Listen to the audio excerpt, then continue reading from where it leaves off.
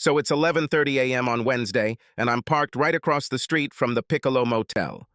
I was waiting for my wife, with whom I lived for 3.5 years, to appear. I've learned she's due to meet Glenn Eversham in room 145 at noon today. Glenn was one of her old high school friends, and a guy I know pretty well. In fact, Glenn was one of my friends until recently. But don't things like this happen so often? Glenn was Ellie's first true love. Ellie was supposed to be my wife. Or not. She and Glenn dated all through high school. He was the one who took her cherry after graduation. Yes, I was part of the crowd the night he told the story. I remember him bragging about how he got her. He had a big Chrysler 4x4 truck with a long bed in an extended cab. He kept blankets and other odds and ends either in the back seat or in the bed itself. Old Glenn was always ready. Yeah, that bastard told us all about how he did it. He told us one evening after we had all finished work. It was in the summer, right after finishing school. I hear it like it was yesterday. He said, "Dudes, I got her after graduation. She changed her prom dress at her cousin's house.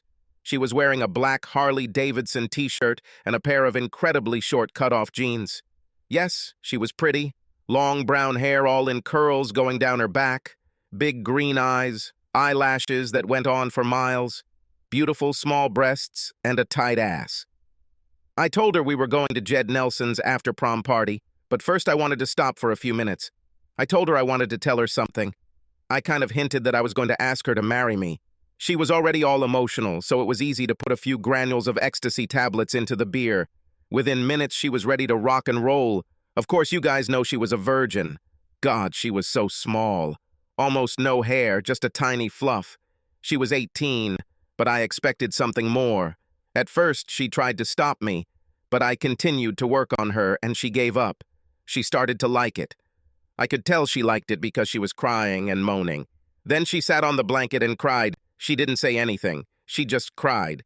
Finally, she looked at me and asked what I was going to say. I forgot, so I told her I had signed up for the Navy and would be leaving at the end of next week. I asked her to wait for me. She stopped crying and told me she would think about it. After that, I took her home, kissed her goodnight, and left. We never made it to Jed's party. Oh, I remembered him telling us his stupid story. I was there, hanging out on the edge like always. It broke my heart to hear that. Glenn, Ellie, and I, we all grew up together. We all went to the same grammar school, primary and secondary schools. Glenn was an American to everyone. He had charm, money, athletic ability, and, of course, the attention of all the girls. It's funny how he never really achieved anything. He played for the football team but was fired. He went to basketball and cut himself there too. He tried baseball but couldn't hit it. He always had a reason. In football, the coach was an idiot. In basketball, the smaller guys kept elbowing him. And in baseball, he said the umpires were always idiots. However, he always got the girls. He was voted homecoming king in our senior year and was voted the guy most likely to be remembered in the yearbook. I also did some sports. Oh, my name is Wyatt Templeton. Yes, I went to football games and made the team. I missed basketball but made the volleyball team and played on the varsity lacrosse team all 4 years in the spring. I guess it was a matter of body type. Glenn was a big, strong guy. He lifted weights. I'm skinny. I've always been skinny. I couldn't compete with the bigger guys in football, but damn, I could run. In the winter, the coach found out that I could jump well. This led me to the volleyball team, and of course, lacrosse was my thing. I played center field. Yes, Glenn had girls, and somehow got famous. All I got was a lot of letters. Glenn specialized in partying all through high school, and he was a master at it. I wasn't that gifted. At first, my mom and dad had 5 kids, so personal cars and trucks just weren't on the menu. Although I didn't have many dates, I always borrowed my mother's rusty Cavalier if I needed a car. As soon as we graduated from high school, Glenn went to Penn State. His parents had money. I stayed in high school and received a partial scholarship to a local state university. It didn't get me very far. I had to promise to teach on staff for 3 years, so I ended up becoming a public school teacher. To be a school teacher means to take a vow of poverty. I don't know why, but I stayed with it. It's probably because I love children. Glenn graduated from the University of Pennsylvania, went to law school, and ended up working at a large law firm in the city.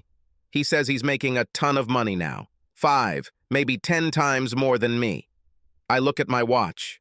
11:40, soon. I will find out, one way or another, whether I have a wife and family or not. This sucks. This really sucks. So Glenn went to Penn State, and I stayed home. I've always been partial to Ellie. This is Ellie Colleen Templeton, nee Cochrane. Ellie graduated from high school and went to community college, where she took several classes in computer programming and software. I never understood any of this. Computers are like my car to me. I know where the gas is, how to start it, and I have enough sense to brake if I hear something I don't like. Oh, sure. I've read all the books and brochures on car maintenance. I know how the damn things work, but cars are like plumbing to me. Trying to fix it only makes things worse. I remember the first time we moved into our house. Ellie needed a dishwasher and a new sink and countertop. I read, bought the equipment, and decided to install it all myself. It shouldn't have been that hard. It's all written out. I tried. I really wanted to. I just couldn't get the damn copper pipe to stop leaking. Ellie called Daddy. This is her dad. He came and took care of it. I remember him tapping me on the shoulder and praising me for trying. Ellie made coffee. We all drank a cup while she told me how proud she was of me for caring enough to care. I felt stupid. I just couldn't do anything right. But in a way, I felt good. I liked this praise.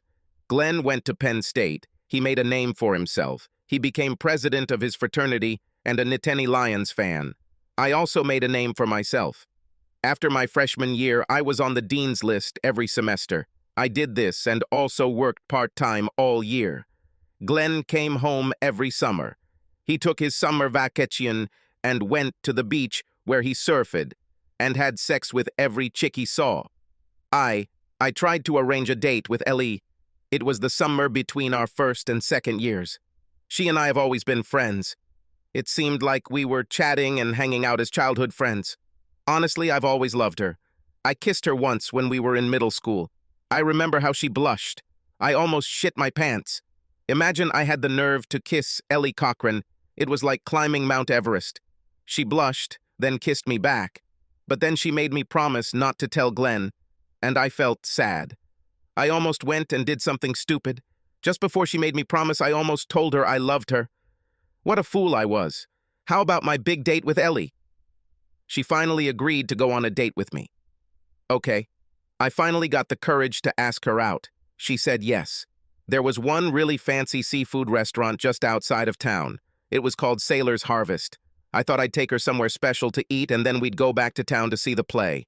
I really thought this could be cool. Remember I said I don't know much about cars. I bought a used Hyundai. It was a lot of mileage, but the seller said the engine ran like clockwork. He said she would probably go another 100,000. I bought it and everything was great for 2 weeks. I took Ellie's hand.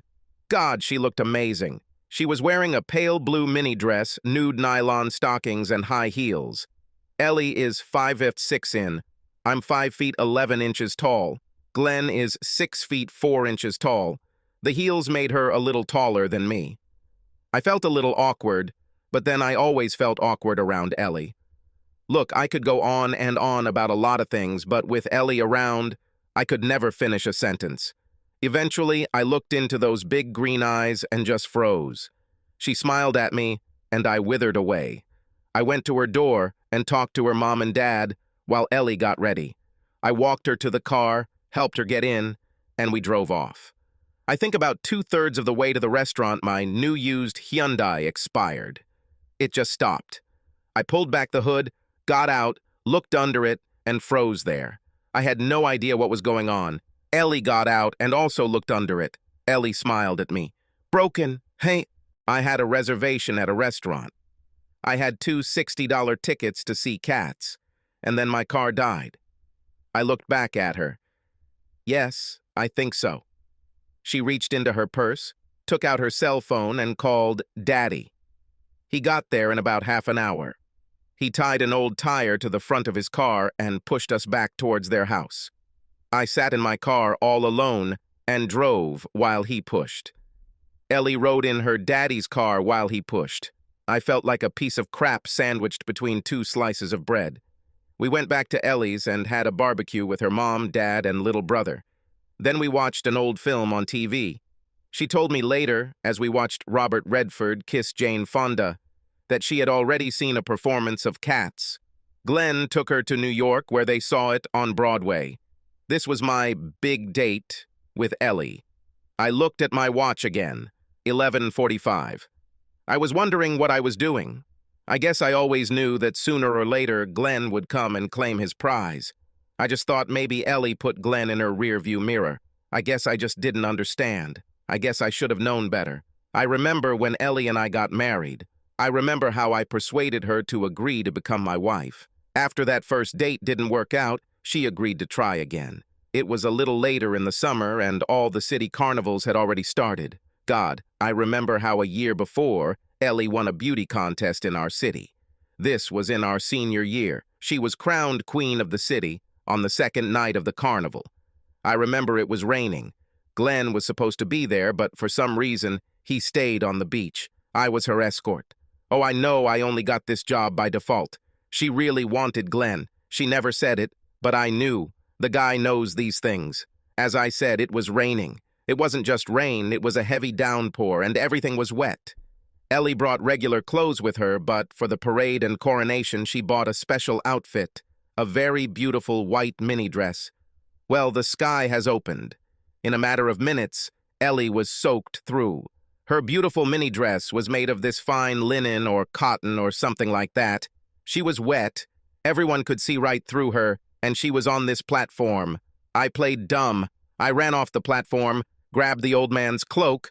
Older people always seemed to be ready. I ran back and covered her as fast as I could.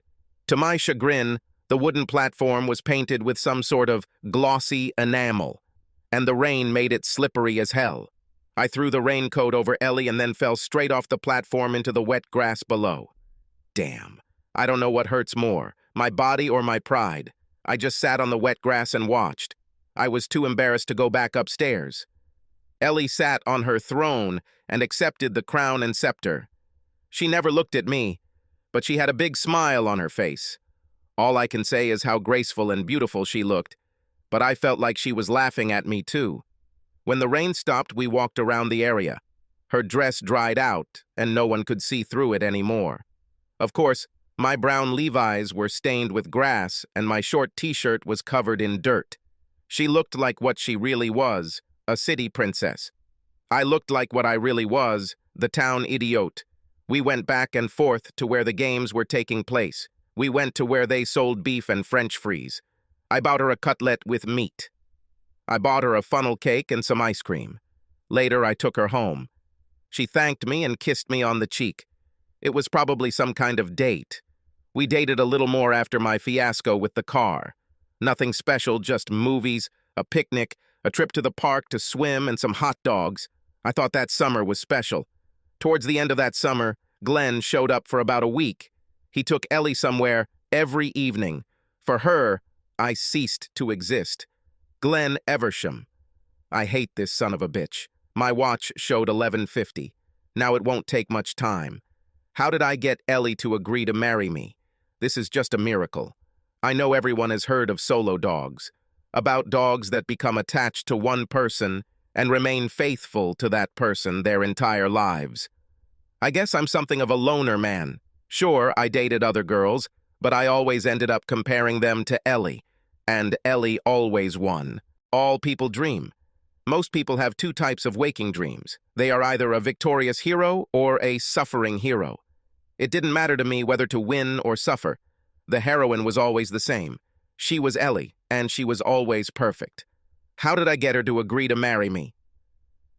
From the time our first summer break ended until my senior year, Ellie and I dated on and off.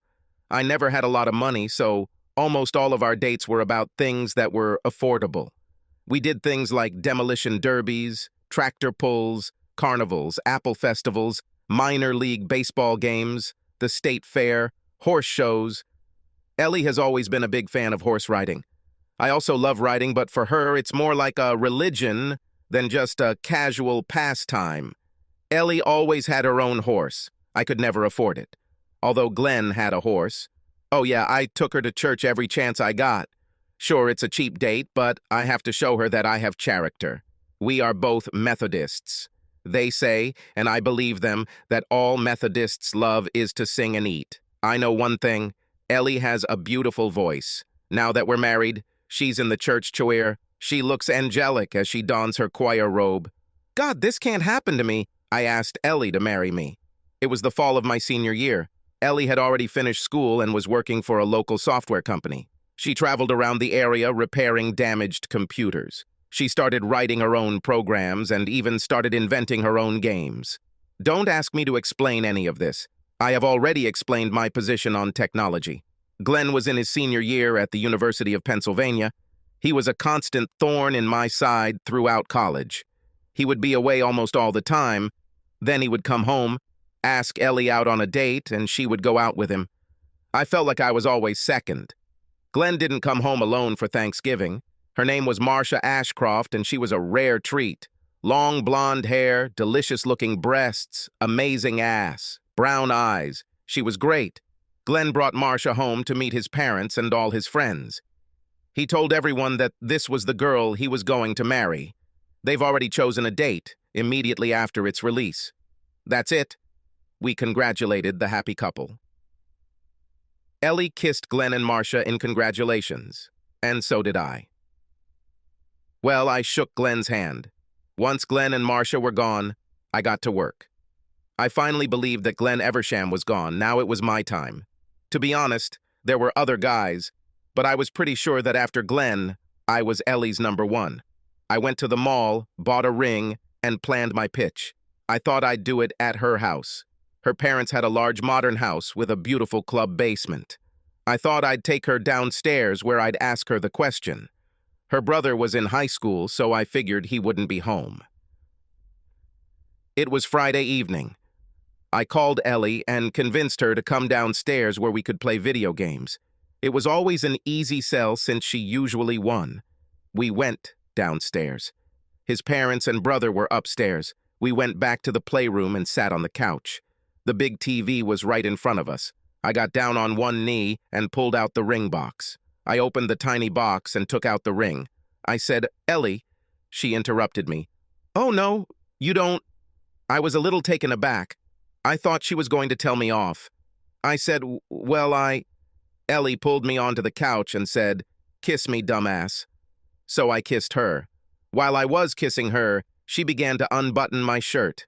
By the time we finished our first kiss, she had taken off my regular shirt and t-shirt. I put my hands on her hips. She had all her clothes on, and she started kissing me. She started rubbing my breasts with her hands. I became hard as a rock. After a few more kisses, she leaned back on the couch and looked at me. She looked at me intently and said, "Well." I moved closer and slowly began to unbutton her blouse. It was light green to match the color of her eyes. I pulled my blouse down to my waist and then went back and unclasped my bra. I was pleased that the hooks were in the front. This was the first time I saw a woman's breasts live up close in the flesh. They were the most beautiful breasts. I stroked them with my palms. I was in heaven.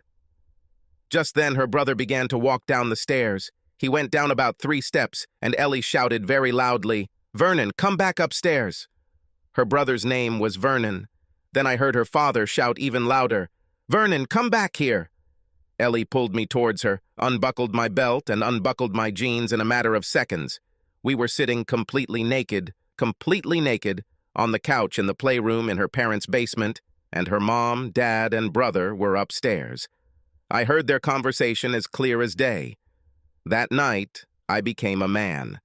I was 21 years old and had never had a woman. Yes, I was a virgin. It was the most amazingly wonderful night of my life, and I thought it was the same for her. We walked slowly. We kissed, cuddled, and hugged each other. We carefully explored each other's bodies, first with our hands and then with our lips. I knew she was not a virgin. I heard Glenn's story, but it was able to fool me that night. I think she was more scared than me. In books and stories, this is called sex. I wish I could call it something else. It was love, real, true, absolute love. I kissed her. I kissed her private part, up and down those teasingly delicious lips. Glenn was right. There was almost no hair there. Then I realized that she was small. No, not just small. She was tiny. Really tiny. I wondered if Glenn was lying. Only a virgin could be so small. Ellie grabbed me by the ears and lifted me up so that we were face to face. We were lying on the sofa. I was on top. Ellie whispered in my ear, "I want you to make me a woman." I thought, did she really read my thoughts? I know it will hurt, but I want you to be the one to do it. At first, she shuddered and cowered, but pretty soon I felt that she was starting to get used to it. She was crying, or rather, she was sobbing a little. She continued to dig her fingers into my shoulders. I continued to kiss her, but it was difficult as she continued to bite her lips. I knew it had to hurt. I don't know how long it lasted, but in the end, I couldn't stand it. And came to the finish line. I felt her shudder. She began to cry quickly. I admit I cried too. I looked down. There was some blood there. I thought about this. We lay there. By that time, we were already side by side. We just lay there, hugging each other. I continued to kiss her face and head. She continued to run her hands up and down my body. After some time, we sat down. Ellie looked at me with an incredibly serious expression on her face, and then said, "Let me see the ring." I found my pants, took the ring out of the box, and handed it to her. She extended her left hand. I think it was her left hand. She said, "Put this on." I did. The diamond looked small, a little over 1/4 of a carat, but it seemed to me that it seemed to shimmer and glow in the soft light of the table lamp. She turned her hand this way and that. She looked at me. "This means no more. There is no one else, for you and for me." I didn't understand what she meant. "What?" I asked. She threw a serious, expressive look at me. "From now on, you and I, just us, no one else." Damn it, I thought. There has never been anyone else, at least for me. I told her, "God, Ellie, you are everything that ever was." She smiled. "I know, for me too." At the time, I didn't understand what she meant by "for her too." I'm still not sure. A few minutes later, we got dressed and went upstairs to visit her mom and dad. Ellie showed them the ring. They didn't look particularly happy. I'd say they looked more relieved than happy. I once thought I knew why, but now I'm not so sure. That's how it all started. Ellie and I were official. We were a couple. We told all our friends. Everyone admired her ring. Everyone was happy for us, even Glenn. All this happened in November. We were young, in love, and did not pay attention to possible complications. She had a good job. She could even do most of her work from home. I was already on my way. I majored in mathematics and education. The math teachers were great. With my grades and my athletic background, getting a teaching job in the district was an easy decision. We were planning a wedding in June, but we discovered one small complication. If two people who love each other have sex regularly without taking precautions, then what may happen is inevitable. Around mid-January, we realized we had a minor complication that was about 7 months away. We moved the wedding date to March. Our first minor complication occurred in July. We named her Jenny. The same week Jenny was born, I got a job teaching math at a county high school. I was also invited to help out at the high school with the girls' soccer team. My watch showed 11:55. Pretty soon, my world, all my dreams, all my fantasies about a happy future could collapse. My Ellie will appear and meet Mr. Big Shot, Glenn Eversham. I read all her emails. I knew what was about to happen. Oh, those emails. Those fucking emails. Why did she leave her mail open? Why didn't she lock it? She had passwords and secret accounts. I know almost nothing about these things. This shouldn't have happened. I mean, I didn't need to know. Had she left them open on purpose? Did she want me to know? Was she really that unhappy with me? Was I such a bad husband? God knows I tried. We had no money, but I tried to make up for lost time.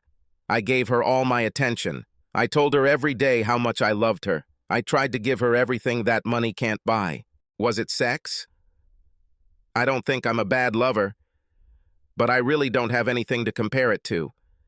Ellie is the only girl I've ever been with. I'm serious. Ellie is the only girl for me. I never tried to hurt her or do anything that I considered humiliating. I always tried to be gentle, firm, but gentle. I think with Ellie, I know when I've got her fired up. I always tried my best to make sure she got her arousal. There were times when she didn't want sex. When she was busy with Jenny and Craig, her back hurt a lot. I massaged her back. I would massage her all over. I like to touch her. She's everything I ever wanted. Oh God, please don't let this happen. Was I a bad daddy? Jenny is 3 years old, and Craig is very young. Oh yeah, I guess I scream sometimes, but all men scream at least from time to time. I pay attention to my children. I read Jenny fairy tales. I take her horseback riding. I try to do everything that my parents did for me. I try to be a good daddy. I want to be like myself and Ellie's father. I do a lot of housework. I help prepare dinner. I'm washing the dishes. I'm cleaning the lawn. I help with flowers. I turn on the vacuum cleaner. I do everything she asks. I do this because I want her to be happy. When Ellie is not feeling well, I always try to be there for her. I'm not running off to a tavern or anything like that. I kiss her every chance I get. I love holding her in my arms when we are in bed. I first noticed her special Glenn account about 2 months ago. I didn't suspect anything, probably just curious. I opened it. Now I regret doing it. Glenn, the bastard, Eversham asked if he could see her. He said he missed her. He was lonely and unhappy in his marriage and needed someone to talk to. Damn. I wondered what kind of snake was in the grass. Then I read Ellie's answer. At first she told him to fuck off. She didn't curse. She just said she was married, busy, and thought that if he wasn't happy, maybe he should talk to Marcia, and if not his wife, then maybe a counselor. He continued to email her. He continued to whine and beg. He said he needed someone. He said she was the only one who truly understood him. She resisted. This continued, but then Ellie changed.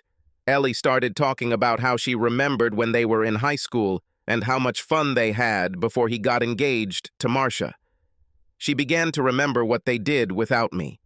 Long story short, she started breaking my heart. Oh shit. Glenn is here. He's at the motel room door. I squinted in my car so he couldn't see me. Crap.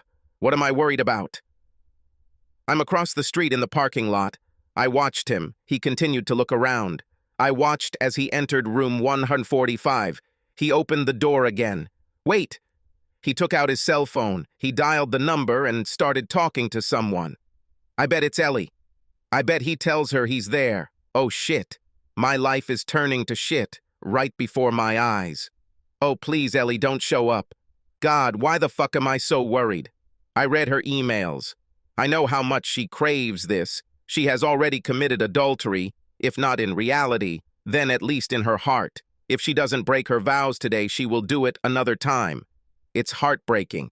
Reading it on some screen is terrifying, but seeing it live, in the flesh, up close and personal, well, that's a different matter entirely. Damn, it's 12:00 noon, any second. Listen, I have 2 children and a third on the way. Yes, Jenny was born in July 3 years and 2 months ago. Craig arrived last October and Ellie said she's missed 2 periods recently. These are 3 children, 3 kids with a lying, cheating bitch. No, I can't say that.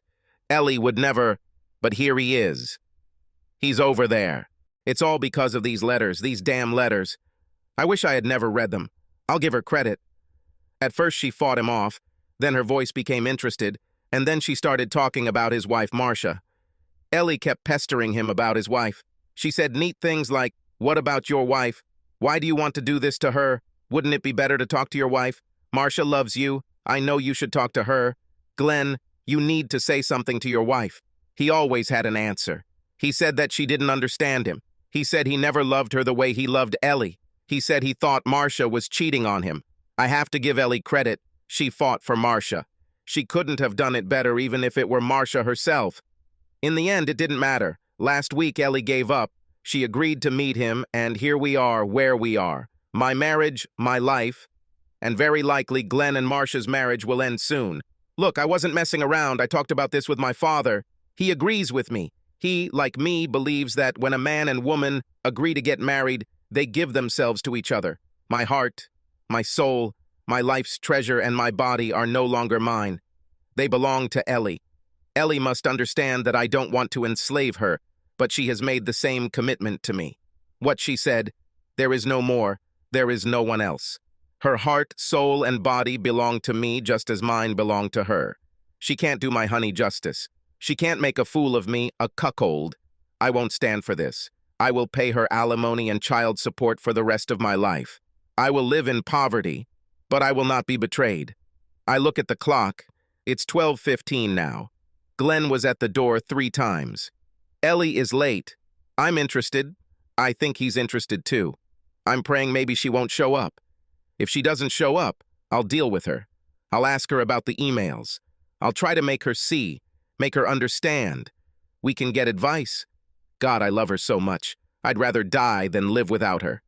As I thought before, I am monogamous. I can't live without her. Being without her is like dying. Oh, please, Ellie, stay home. Don't show yourself. But what if she does show up? I know the answer to this question. If she comes, it's over. I won't accept this. I'll move out of here. We'll get divorced. I won't live like some weak-willed loser. I'm just not wired that way. Oh, please, Ellie, don't come. God, it's 12:20. This is killing me. I have to find out. I need to call. I grab my cell phone and dial Ellie's number. It barely rings once. This is Ellie, she says. Yes. Oh, it's you, Wyatt. Ellie, what are you doing? Where are you? Wyatt, what do you mean? You know where I am? I'm home. Jenny is in her nursery in the living room. Craig is upstairs sleeping. I'm ironing one of your shirts. Then there's a pause. She asks, where are you? Shouldn't you be in class right now? I answer as decisively as I can. No, Ellie, I'm in my car. I park it in the lot across from the Piccolo Motel. I watch Glenn Eversham walk in, and out of room 145, as if he's looking for someone. Tell me, Ellie, are you sure you're home? I'm listening to it. There is silence for a moment on the other end of the line. Damn it, I got her. Wyatt, I ask you to hang up your phone. I want you to wait there. You know I love you. You know, of course, that I would never do anything that could hurt you or jeopardize our life together. Trust me. Just wait. Call me and tell me as soon as you see anything. Now hang up the damn phone. I did as I was told. I hung up. Okay, I thought. I'll give her all the rope she needs. The second hand on my watch kept moving. It was 12:30. Something happened at Piccolo. What could it be now? I watched as 2 people approached the door to room 145. One of them was Marcia Eversham. I didn't recognize the other person, but he was a man. He had something under his arm. He started knocking on the door. Holy crap. Glenn opened the door. The man simply handed him a large envelope. He said something. I wondered what it could be. Marcia stood behind the man. The man began to leave. Marcia went too. Glenn ran after his wife. God, what the hell just happened? I decided to call Ellie back. I dialed Ellie's number again. She immediately answered and asked me, what did you see? Ellie, I saw some guy give Glenn a stack of papers. Marcia was there. I saw Glenn chasing his wife across the parking lot. What do you think you saw? I hesitated for a second. I think I understood what it was. Ellie, tell me. Wyatt, what you saw was the end of a very unhappy marriage. I was confused. You mean, now you can go home? And what? Come home, honey. I'll tell you everything when you arrive. Wyatt took the whole day off, so he went straight home. Ellie was there waiting for him when he walked through the door. He arrived home just in time to see Ellie's mom loading his little kids into her minivan. They waved to each other. Wyatt came in. Do you want to tell me what happened today? Ellie took Wyatt's hand and led him to their couch. It was actually an old couch from her parents' basement, the same couch that she had given away her greatest treasure on, the same treasure that she had given him just a few years ago. Sit down, honey. Wyatt sat down on the couch. Ellie knelt on the floor at his feet and began, Sorry, my dear. You shouldn't have seen these letters. I guess that's where it all came from? He replied, Yes, I didn't want to, but I read... She squeezed his knee. Let me explain. A few weeks ago, I started receiving letters from Glenn. He wanted to see me. It's not hard to guess what he needed. Wyatt nodded. I tried to get him to stop, but he kept emailing me, so I had an idea. I called his wife, Marcia. They had been at loggerheads for quite some time. Glenn was not a very good husband. Ellie squeezed Wyatt's knee again.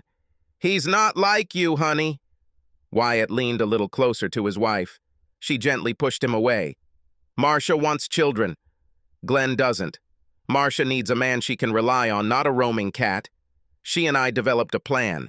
What you read is actually a double account. For the past couple of weeks, Marcia and I have been receiving his emails at the same time, but Marcia is the one who responds, not me. Wyatt leaned forward again.